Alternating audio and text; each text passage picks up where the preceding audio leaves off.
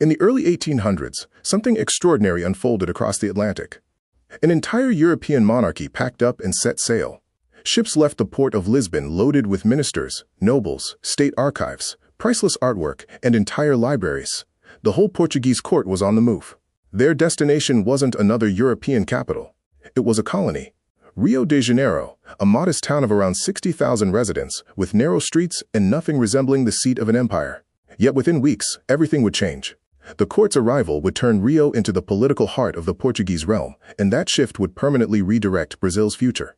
To understand how this happened, we need to look at what was unfolding in Europe. The continent was locked in an endless cycle of warfare. Centuries-old kingdoms were collapsing, borders shifted constantly, and at the center of this upheaval stood one man, Napoleon Bonaparte. After the French Revolution, Napoleon had risen to become France's most formidable leader. His army was disciplined, swift, and devastatingly effective, and within a few short years he had crushed major European powers: Austria, Prussia, Spain. Kingdoms once thought unshakable began to crumble. Napoleon's ambition was to remake Europe under French dominance, and to do that, he needed to cripple his fiercest rival, Britain. The British controlled the seas and ran a formidable economy built on global trade, making them nearly impossible to defeat head-on. So in 1806, Napoleon declared the continental blockade. No European nation could trade with the British. Ports would close, and British ships would be barred entirely. Cut off from commerce, England's economy would supposedly wither. Portugal, however, had maintained a centuries-old alliance with Britain, relying on the British Navy for protection and on British trade for its economy. Breaking that bond carried enormous risk. Still, Napoleon demanded Portuguese compliance with the blockade. Lisbon stalled, diplomats exchanged messages across Europe, but Napoleon's patience wore thin. By 1807, French troops were marching toward Portugal, and the threat became undeniable. If the royal family stayed in Lisbon, they risked capture, and capturing a monarch would mean handing France total control of the country. Faced with this crisis, the Portuguese monarchy began weighing a drastic option: relocating the entire court to the Americas. The idea of moving the court to Brazil wasn't entirely new. Portugal ruled over a massive colonial empire, and Brazil was its richest holding, abundant in gold, sugar, agricultural wealth, and a growing population. In theory, the kingdom could keep functioning from a distance. In practice, executing such a plan was staggeringly difficult.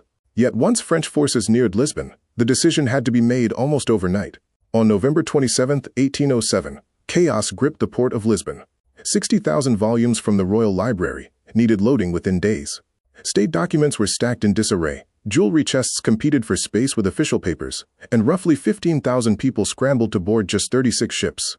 Noble families fought over cabins, officials hauled crates without knowing their contents, carriages poured in non-stop, servants dashed along the docks, and soldiers struggled to keep order, all while French troops closed in on the city. This wasn't an organized departure, it was an outright escape. Portuguese and British vessels together formed a fleet that would cross the Atlantic, carrying ministers, military officers, royal advisors, and members of the nobility. The royal family boarded under British naval protection, with Prince Regent Dom João leading the decision-making, since Queen Maria I could no longer rule due to declining mental health. As the last ships pulled away, Lisbon stood on the verge of French occupation, but the Portuguese court was already safely at sea. The Atlantic crossing dragged on for weeks. Storms scattered part of the fleet, some ships got separated, and conditions aboard were miserable.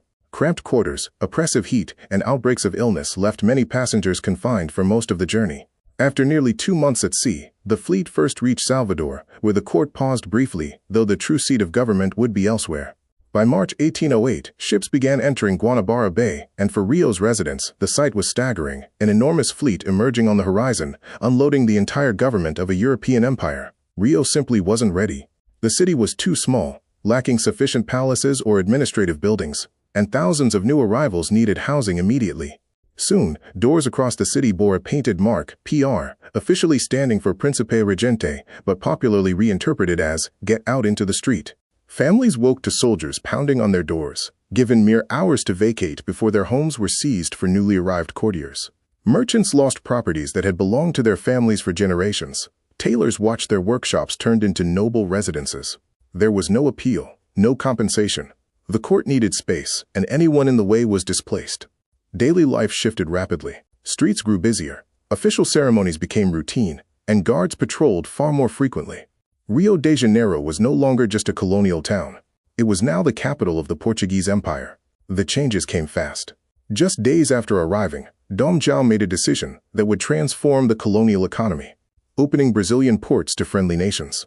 For centuries, Brazil's trade had been tightly controlled by Portugal alone.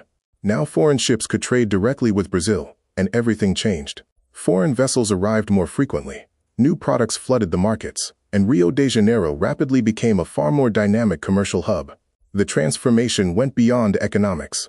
The court needed institutions to function, so the royal press was established, giving Brazil its first official printing house. Brazil's first newspaper, the Gazeta do Rio de Janeiro, began circulating in September 1808, publishing only official announcements and court-approved news rather than criticism. But it was a press nonetheless, and once launched, it never stopped. The Royal Library was founded too, built from thousands of books brought from Portugal, eventually becoming the National Library. The Bank of Brazil was created, military academies opened their doors, and the Royal Botanical Garden was established to study plants and species gathered from around the world. Entirely new administrative posts emerged, staffed by officials filling roles that simply hadn't existed before. Brazil was no longer a territory ruled from afar. Major decisions were now made right there in Rio de Janeiro. The presence of the Portuguese court permanently redirected Brazilian history. Rio de Janeiro expanded, its economy opened new doors, and cultural and administrative institutions took root.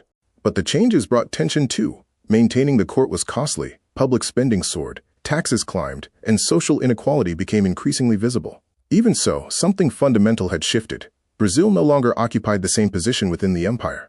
In 1815, a decisive change occurred. The territory officially stopped being a colony and became part of the United Kingdom of Portugal, Brazil, and the Algarves. The political center of the empire remained in Rio, but events in Europe were shifting again.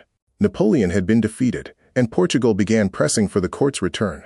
In 1821, Dom João sailed back to Lisbon, but his son, Dom Pedro, stayed behind in Brazil. The following year, something long in the making finally happened: independence. The court arrived in 1808, fleeing Napoleon.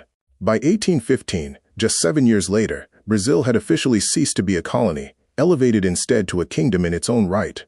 In 1821, pressured by the Portuguese court, Dom João returned to Lisbon, but his son remained in Rio and declared independence the following year. Only 14 years separated the court's arrival from the final break. What began as a temporary escape ended up reshaping everything irreversibly. By turning Rio de Janeiro into an imperial capital, the Portuguese court set changes in motion that could never be undone. Brazil didn't become independent because it was planned from the start. It became independent because the mother country had come to live there. And by the time Portugal tried to treat it once again as a distant territory, it was already too late. Rio had been the capital of an empire. It would never settle for being just a colonial port again.